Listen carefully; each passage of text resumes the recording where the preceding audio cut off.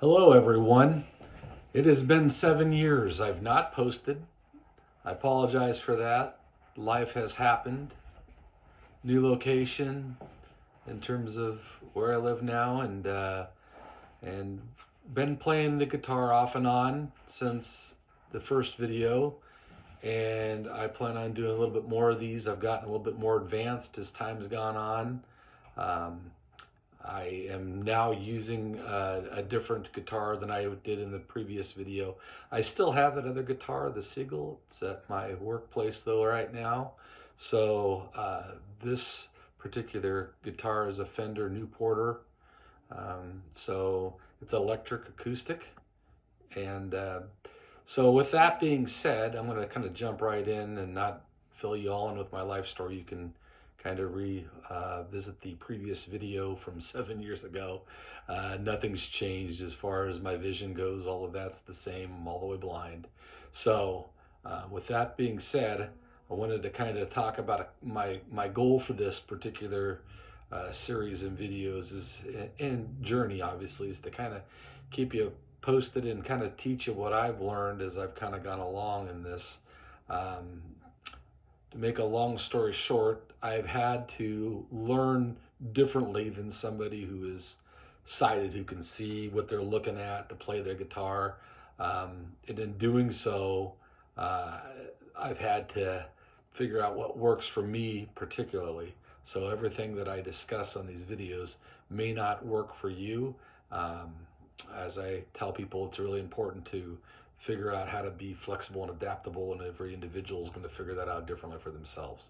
So with all of that, as you kind of go along with me, I appreciate it, and not saying I'm a great guitar player by any means, but I definitely have gotten a lot better.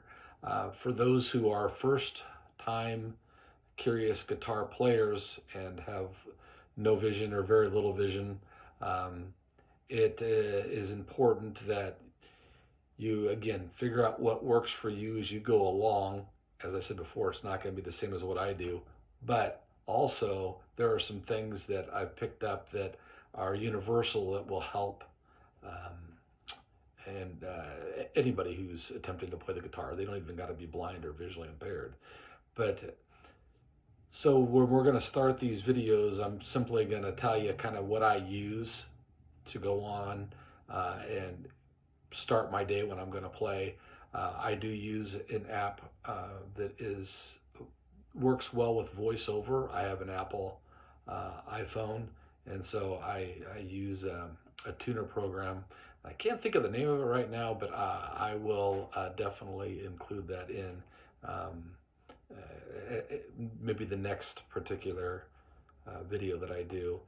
This app will help you to tune your guitar, and at the end of the day, if you don't have a tuned guitar, you ain't gonna sound good.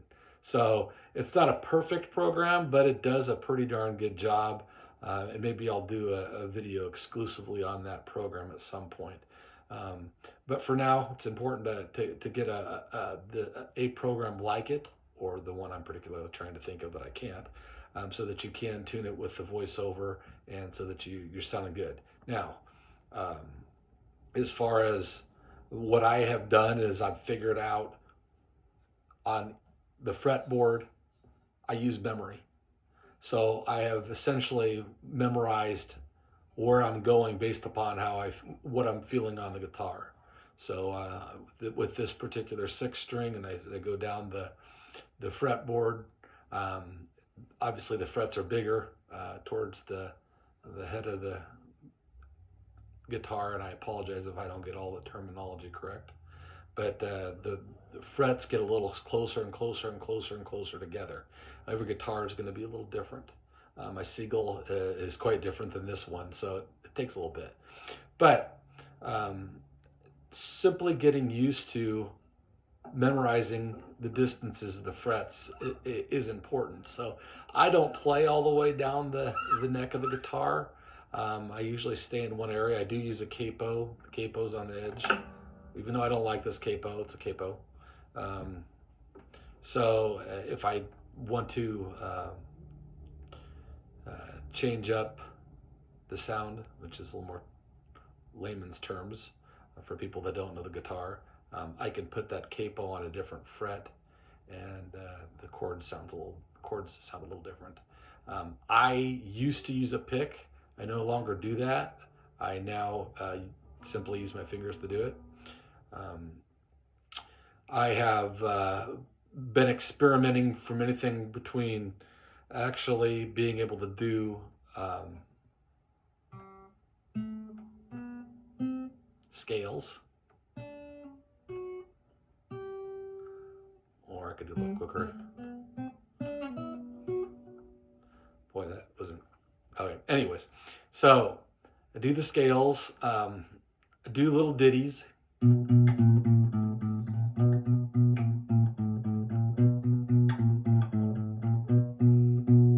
Got a few other ones that I can do. I'm not going to sit here and play those for you right now.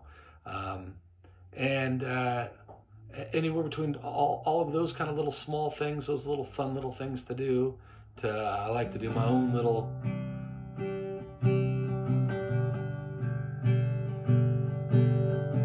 chords. Sorry about that. I'm getting a phone call. Hold on a second. Lastly, to actually being able to play songs. And in doing so, it's a lot of memorization again, and that's the difficult part about it, is it takes some time to put it all together.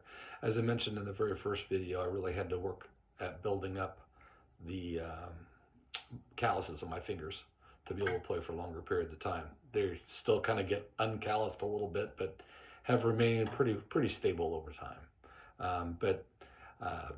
Again, I do a little Toby Keith here.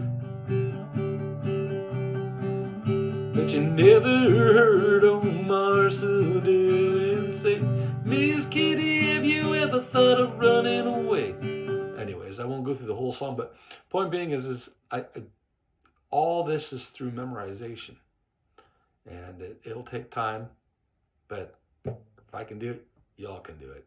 Additionally, with these videos, I'm probably going to do some other types of videos. I have hobby interests, and as I mentioned in the very first video, in different areas of my life, I have a lot of different hobbies. I'm a Christian, so I read quite a bit of the Bible. Feel like I have a pretty good grasp on all that. I've read through it 7-8 times. I don't know. I can't even count. I'm a mental health therapist, so I like that as well. And so I might talk a little bit on that in terms of making a series on that. And there may be some other things that I maybe put on there that I enjoy doing too at some point here. But for now, y'all have a great day. Peace.